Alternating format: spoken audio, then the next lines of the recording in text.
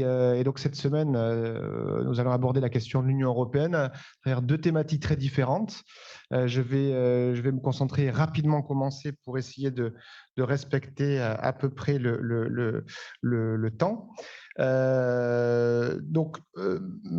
Mon intervention concernera les sanctions de l'Union européenne et la guerre en Ukraine.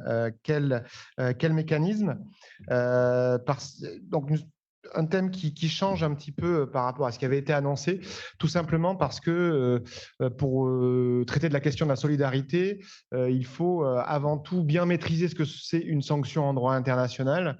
Et voilà, au vu du public, je me suis dit que peut-être ça ne serait pas mal, en tout cas pas si mal, de revenir aussi sur la question de ce que sont les sanctions et de me concentrer un peu plus sur ça. Et donc, je ne peux pas tout voir et je vais me limiter dès lors à la question du mécanisme des sanctions.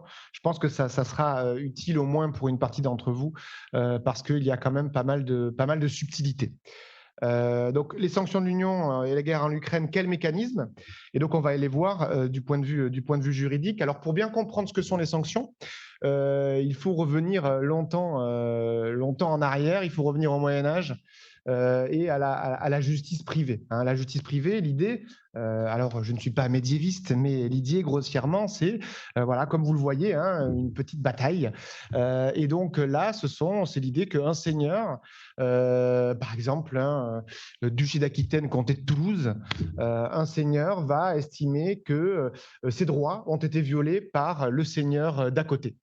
Il va estimer que ses droits ont été violés, et donc il va prendre les mesures à l'encontre de ce seigneur pour faire valoir son droit. Il va les prendre tout seul.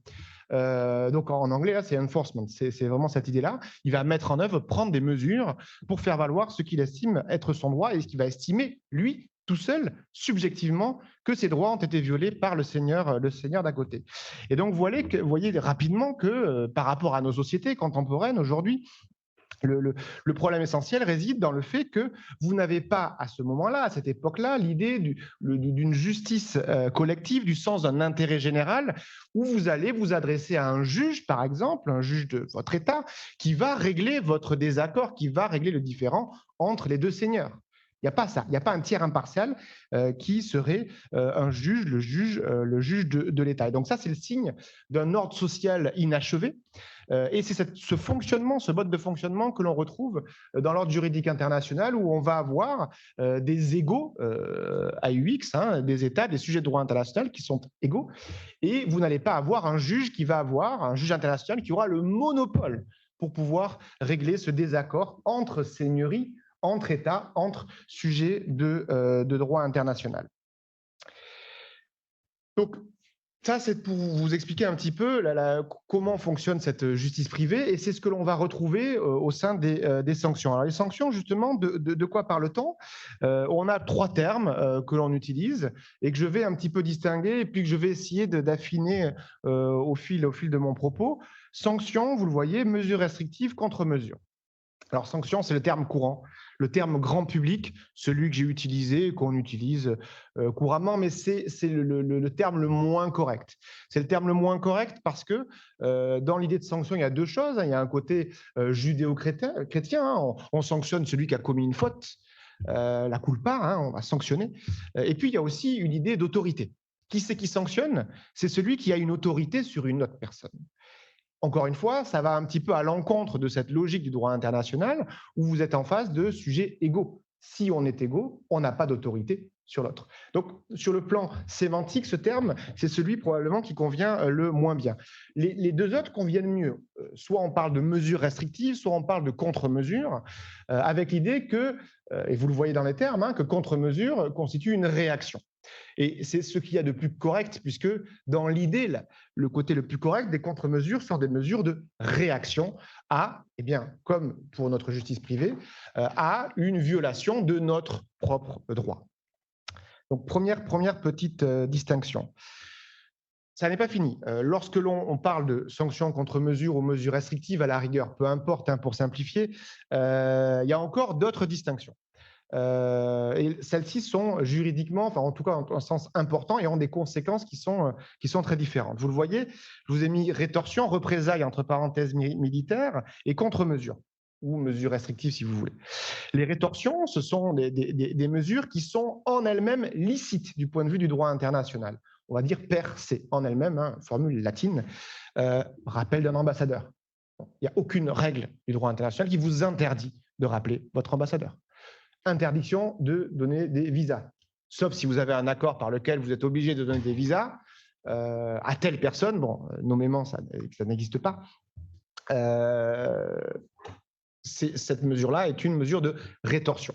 Vous avez les représailles. Les représailles, alors aujourd'hui, lorsqu'on parle de représailles, on parle de représailles militaires. Ce terme, souvent, c'est des représailles militaires.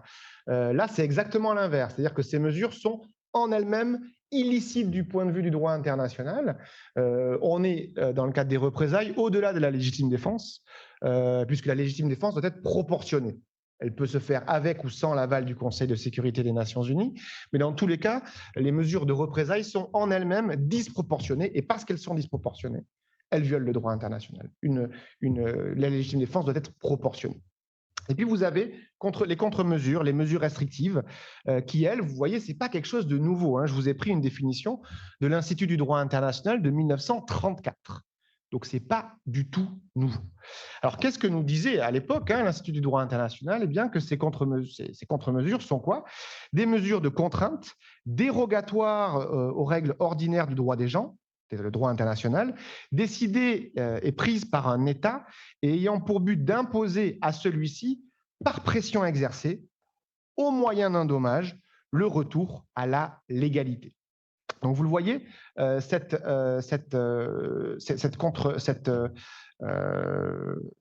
le voyez correctement. Voilà. Donc, je vais mettre. Oui, voilà. Donc, vous le voyez, cette contre-mesure. Attendez, je n'ai pas terminé. Cette contre-mesure, elle a ceci de très particulier. C'est sur celle-ci qu'on va insister. C'est que ce sont des mesures qui en elles-mêmes sont illicites, mais qui vont devenir licites parce que, au préalable, il y a eu une violation du droit international. En gros, pour bien comprendre ces mesures, elles sont illicites en tant que telles, mais cette illicéité va être couverte par une violation préexistante. Et donc, elles vont devenir licites. Ce sont des mesures illicites qui deviennent licites. Donc là, c'est là toute la particularité de ce mécanisme des contre-mesures. Du point de vue des modalités d'exercice de ces contre-mesures et de ces mesures restrictives, vous avez deux formes sur lesquelles on reviendra. Celles-ci peuvent être centralisées, c'est-à-dire qu'elles vont faire l'objet d'une décision du Conseil de sécurité des Nations Unies, ou décentralisées. En cas d'absence d'action du Conseil de sécurité, eh bien, vous allez avoir des États qui vont, ou des sujets de droit international, prendre une action directement, unilatéralement, une mesure à l'encontre d'un tiers. Donc là, ce sera une mesure décentralisée puisqu'il n'y aura pas eu une décision de la part du Conseil de sécurité.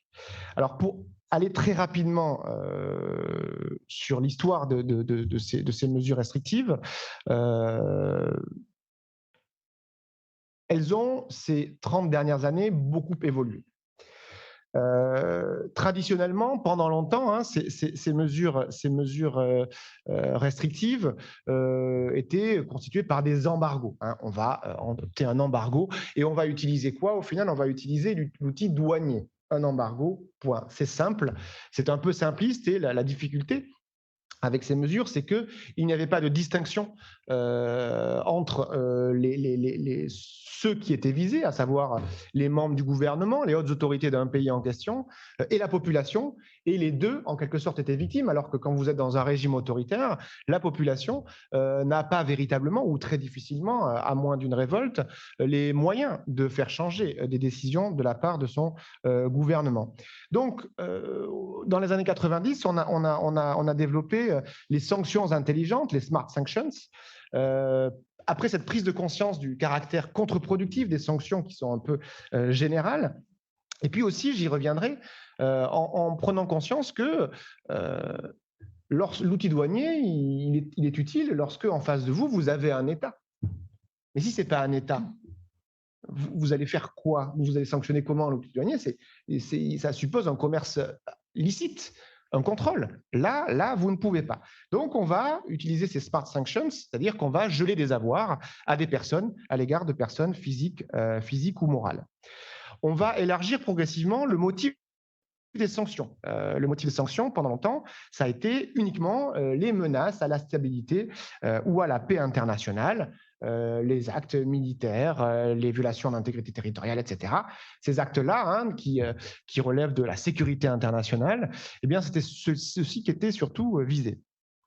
Peu à peu, on va commencer à prendre des sanctions pour violation des droits de l'homme, ce qui nous permet de dire aussi, et ce qui est aussi un moyen de constater que les droits de l'homme font partie de la légalité internationale. Et il suffit de regarder d'ailleurs quels sont les États partis au pacte international relatif aux droits civils et politiques pour voir qu'un nombre d'États conséquents sur la planète a signé et ratifié ce pacte.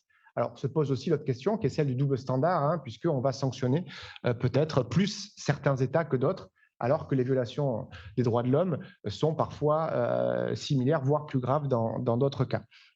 Donc, on élargit le motif des sanctions. Et enfin, autre évolution, on va diversifier les destinataires. C'est-à-dire qu'on va, c'est ce que je vous disais tout à l'heure, on va viser pas seulement des États, mais des entités qui sont étatiques, hein, comme Al-Qaïda, qui ne reposait pas sur un État, qui a été couverte à un moment, mais qui ne l'a plus été, et puis qui était une entité, pas la personnalité juridique, ce n'était pas une association hein, reconnue d'utilité publique, hein, ce n'est pas une association environnementale, et Daesh, qui là était une entité qui était proto-étatique, hein, puisqu'il y avait certains attributs de la souveraineté. Donc, s'agissant des fondements internationaux de ces sanctions, ce qui est important de comprendre, c'est le titre juridique à faire valoir. C'est en application de quoi, sur la base de quoi est-ce que je vais pouvoir prendre des sanctions, sur la base de quoi est-ce que je vais pouvoir prouver que les sanctions sont licites. Alors, le titre juridique, il peut être très facile si les sanctions sont centralisées. Vous avez une résolution du Conseil de sécurité, vous appliquez la résolution du Conseil de sécurité. C'est arrivé à plusieurs reprises dans une vraie logique de sanctions à l'égard des Malouines en 1982, à l'égard de l'Irak en 90, la Libye aussi un peu en 2011, mais c'était un peu différent. Lorsque les sanctions ne sont pas centralisées, c'est-à-dire lorsqu'il y a eu une inaction de la part du Conseil de sécurité, eh bien dans ce cas-là, le fondement va être double, soit un fondement purement intersubjectif, soit un fondement objectivé. Intersubjectif, c'est-à-dire c'est la situation de la justice privée, deux seigneurs qui sont liés par des obligations, l'un viole les obligations de l'autre, l'autre prend des sanctions à l'égard de l'un pour pouvoir faire respecter son droit propre. Mais vous voyez, il s'agit d'un État, si on revient aujourd'hui, qui a violé les obligations qu'il a envers l'autre État. Donc, il y a une relation subjective entre les deux États. Et puis, il y a d'autres fondements, qui est un fondement objectivé, notamment les obligations, la violation des obligations de jus cogens et de celles qui ont un effet erga omnes. Alors, pour ceux qui ne sont pas juristes, très simplement, jus cogens, ce sont des normes impératives, des normes qui ne peuvent pas faire l'objet de dérogations en droit international et qui vont avoir un effet jus cogens, c'est-à-dire que ces normes vont s'appliquer à l'égard de tous les sujets de droit international. D'accord ? Donc, les normes qui sont de jus cogens ont forcément un effet erga omnes. En revanche, vous avez peut-être des normes erga omnes qui ne sont pas forcément de jus cogens, c'est-à-dire qui ne sont pas forcément impératives, qui peuvent faire l'objet de dérogations. Donc voilà, sanctions décentralisées, sanctions centralisées, ce sont les deux moyens qui existent et un petit schéma pour comprendre un petit peu cela. Donc sanctions centralisées, c'est assez simple. Vous voyez, vous avez les Nations Unies, les États membres de la communauté internationale qui vont prendre leurs sanctions et qui vont exécuter une décision des Nations Unies. Après, le débat porte bien évidemment sur l'interprétation de la résolution des Nations Unies. Ça, c'est autre chose. Mais sur le fondement juridique, sur le titre juridique à faire valoir, là, vous avez un fondement solide. Fondement intersubjectif, là, c'est un autre schéma. Mettons Union européenne et un État A. Vous allez avoir l'État A qui va violer les droits de l'Union européenne. Ses droits à elle, pas les droits de quelqu'un d'autre, mais les siens, en vertu d'une obligation qui les lie. Dans ce cas-là, violation des droits, l'Union européenne peut réagir avec la limite du système, qui est, vous le voyez bien, et c'est la même limite que la justice privée, que c'est l'Union européenne, peu importe, ou un autre sujet, qui va estimer elle-même que ses droits ont été violés par un tiers impartial, et c'est elle qui va estimer qu'il va falloir prendre telle sanction, et c'est elle qui va estimer que ces sanctions seront proportionnées. Vous n'allez pas avoir, en tout cas, pas de juge international qui aura le monopole de la compétence pour évaluer ce comportement. Dernière situation un peu plus compliquée, État A, État B et Union européenne. Vous allez avoir là l'État A qui va violer les droits de l'État B. Logique, l'État B peut prendre des sanctions. Là, il y a un fondement, il y a un titre juridique à faire valoir. Et la question qui se pose, c'est que dans cette situation-là, vous allez avoir l'Union européenne qui est un tiers à l'égard de la relation. Est-ce que l'Union va pouvoir prendre des sanctions à l'égard de l'État A pour les droits qu'il a violés à l'encontre de l'État B? Parce que là, dans ce cas, l'Union européenne est une tierce partie. Donc c'est ça l'enjeu des sanctions, et c'est ça notamment l'enjeu qui va nous animer concernant plus précisément l'Ukraine. Sur les faits qui peuvent justifier des mesures restrictives. Alors, on va avoir deux périodes, hein, avant le 24 février 2022, avant l'offensive russe, et après. Alors, avant, vous avez eu tout ce qui s'est passé depuis 2014. La question du référendum, de la parodie de référendum qui a eu lieu, qui a permis le rattachement de la Crimée à la Russie. Alors là, je ne résiste pas, hein, jamais à montrer cette photo. C'était pendant la campagne, hein, pour le référendum en Crimée. Donc là, vous avez une carte de la Crimée. Avec à gauche, vous voyez la Crimée avec un drapeau nazi, et à droite, un drapeau russe, et il y a écrit le 16 mars, nous votons, nous choisissons, en russe, le terme voter, choisir, c'est le même. Donc on choisit soit la Russie, soit les nazis. Le choix a été vite fait, hein. Donc est-ce que l'obligation d'assurer un référendum est une obligation qui relève du droit international? D'autres questions, hein, la question de l'intégrité territoriale, est-ce que cette annexion était une agression?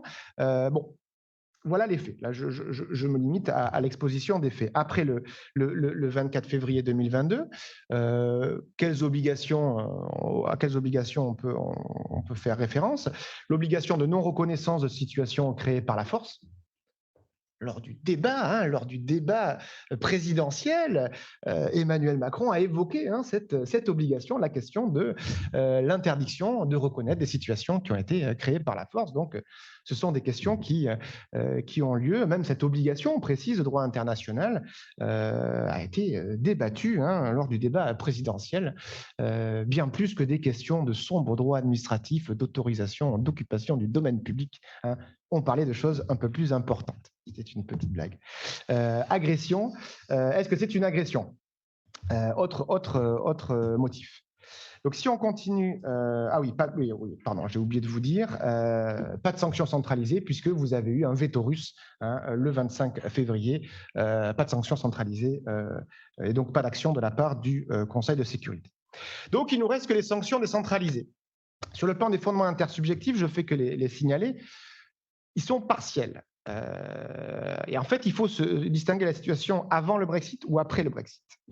Parce qu'avant le Brexit, vous aviez le mémorandum de Budapest, qui était un mémorandum qui a été conclu par l'Ukraine, évidemment, avec 3 autres États pourvoyeurs de sécurité qui devaient garantir la sécurité de l'Ukraine, la Russie, les États-Unis et la Grande-Bretagne. La Russie a clairement violé ce mémorandum de Budapest, mais du coup, les États-Unis et le Royaume-Uni ont un titre juridique à faire valoir parce que la Russie, vis-à-vis d'eux aussi, a violé le mémorandum de Budapest auquel ils sont partis. Et donc, le Royaume-Uni étant membre de l'Union européenne, par la logique de la loyauté, on peut discuter, on peut trouver un titre juridique pour l'Union européenne à faire valoir pour prendre des sanctions. Le Royaume-Uni n'est plus membre de l'Union européenne, donc il n'y a plus ce titre juridique qui était un titre subjectif, un titre qui résulte d'un accord international. Donc, on va se trouver vers les fondements objectivés. Ce sont ceux qui relèvent du jus cogens, et l'agression, le crime d'agression est une infraction considérée comme étant de jus cogens. Alors, c'est quoi une agression? Vous avez une première définition de l'époque moderne qui a été adoptée par l'Assemblée générale des Nations unies en 1974, qui nous dit la chose suivante: l'agression est l'emploi de la force armée par un État contre la souveraineté, l'intégrité territoriale ou l'indépendance politique. Retenez bien ce triptyque, souveraineté, intégrité territoriale, indépendance politique, qui reviendra d'un autre État ou de toute autre manière incompatible avec la Charte des Nations Unies. Définition qui a été confirmée et précisée dans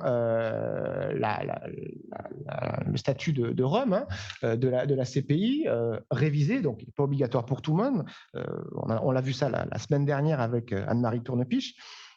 L'acte d'agression, c'est quoi? C'est l'emploi par un État de la force armée contre, eh bien, on retrouve ce triptyque, la souveraineté, l'intégrité territoriale ou l'indépendance politique d'un autre État. Donc, ça, c'est ce qui est considéré comme une agression en droit international.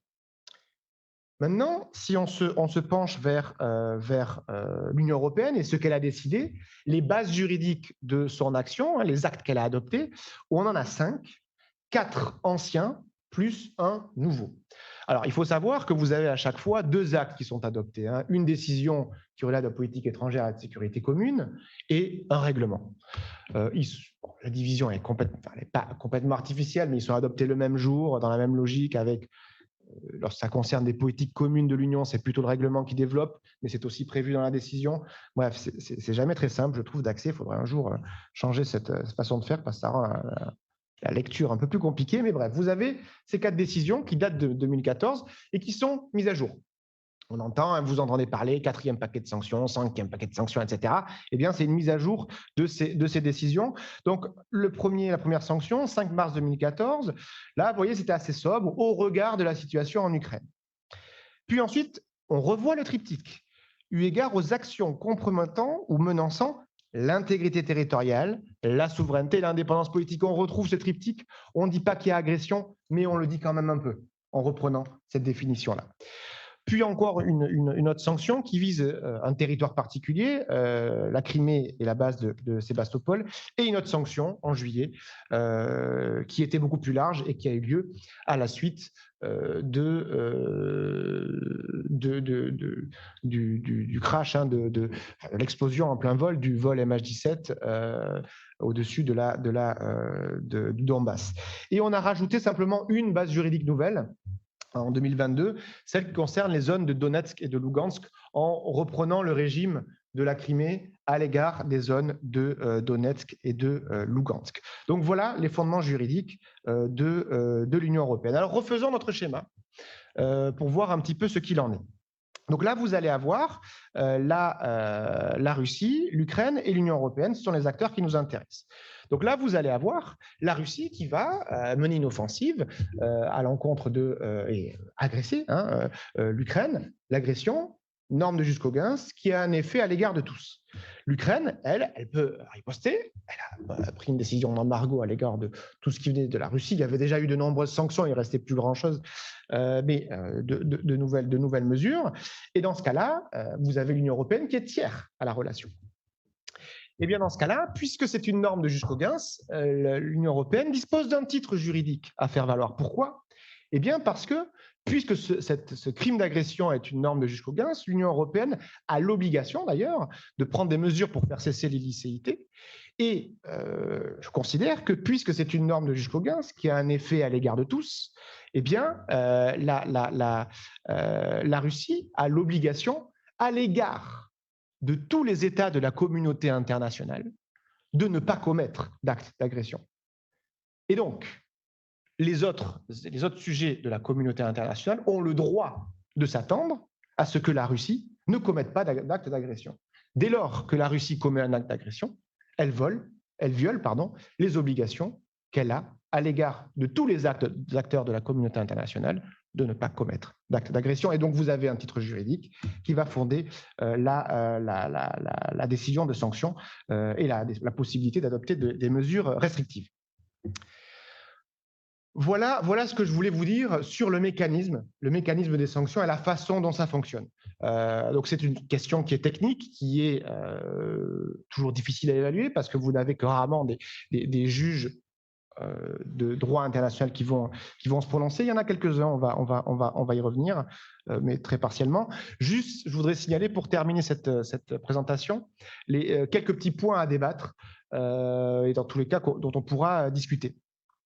Vous avez deux choses, la question de l'interdiction de Sputnik et de RT, 1er mars 2022, et la question du lien de causalité, enfin des sanctions qui sont prises à l'encontre de personnes qui sont dans l'entourage de Vladimir Poutine. Première mesure, l'interdiction de Sputnik. Alors les sanctions, vous allez à chaque fois avoir dans la liste de sanctions un motif. C'est important ce motif parce que c'est en la lecture de ce motif que la Cour de justice de l'Union européenne va pouvoir vérifier la conformité de ces sanctions à l'égard du droit de l'Union européenne. Alors quel est le motif pour RT et Sputnik? Non, ça, c'est le motif qui est prévu dans la décision de sanction, je crois. Je ne me souviens plus trop. Je vous l'ai pris in extenso, mais on sent que l'Union européenne n'est pas tout à fait à l'aise. Elle précise, dans le respect des droits et libertés fondamentaux reconnus dans la Charte des droits fondamentaux, et notamment du droit à la liberté d'expression et d'information, à la liberté d'entreprise et au droit de propriété, ces mesures n'empêchent pas ces médias et leur personnel d'exercer dans l'Union d'autres activités telles que la diffusion, comme des enquêtes et des entretiens.